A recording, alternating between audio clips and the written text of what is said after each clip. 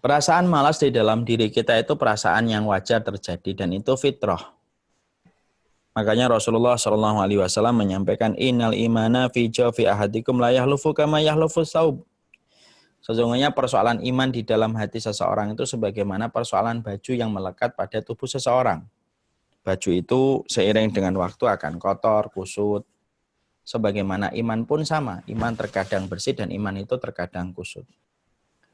Maka ketika kita paham bahwasanya iman itu fluktuatif, naik dan turun, sebagaimana baju yang bisa bersih dan bisa kusut, maka tergantung bagaimana proses kita untuk menjaga supaya iman itu terlihat baru.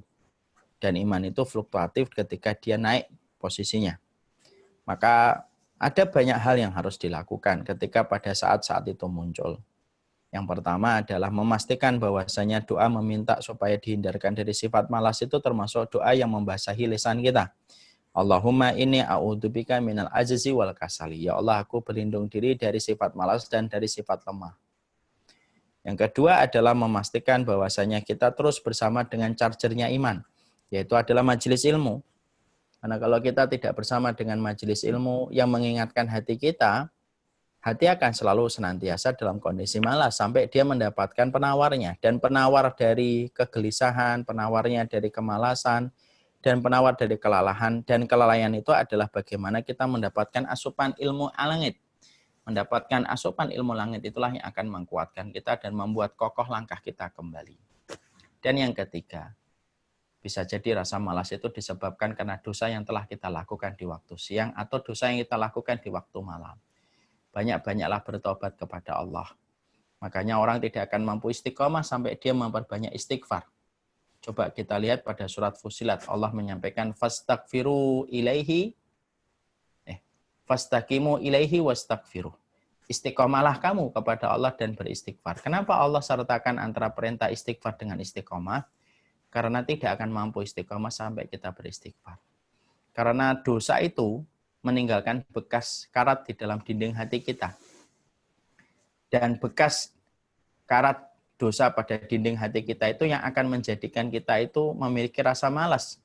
Bahkan cenderung akan bisa melakukan kemaksiatan kembali. Cara membersihkan karat-karat dosa yang ada pada dinding hati kita itu yang memperbanyak istighfar kita. Dan istighfar itu akan membersihkan dinding hati kita dari karat-karat dosa. Kalau hati kita sudah bersih dari karat dosa, secara otomatis ketakwaan kita akan bertambah. Nah, itulah yang kita harus lakukan. Berdoalah kepada Allah, pastikan dekat dengan taman surga untuk mengingatkan kita, yaitu majelis ilmu.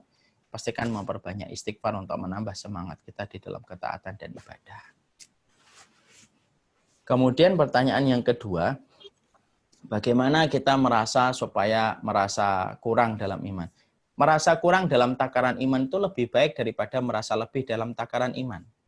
Karena orang yang merasa lebih dalam takaran iman akan menjadikan dia berhenti berproses dan cenderung untuk meremehkan dan merendahkan orang lain. Lalu sangat mudah terjangkiti dengan ujub dan kesombongan. Tapi merasa rendah dan merasa kurang dalam takaran iman itu lebih baik. Karena orang yang merasa kurang dalam takaran iman, dia tidak akan sibuk menghakimi orang lain. Dia akan sibuk mengevaluasi dan mendiagnosa dirinya.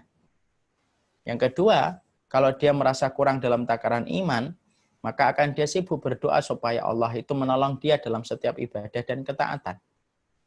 Dan orang yang sibuk menilai dirinya kurang, itu pasti secara otomatis dia akan melihat orang lain itu selalu lebih baik daripada dirinya, dan itu merupakan salah satu hal yang mulia di dalam kehidupan hati.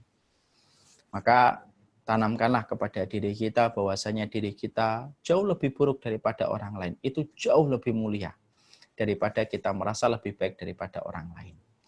Kenapa Allah menolong Nabi Adam untuk bertaubat dengan satu kesalahan ketika baru memakan buah yang diharamkan oleh Allah di surga. Tetapi Allah tidak menolong iblis ketika juga melakukan satu kesalahan.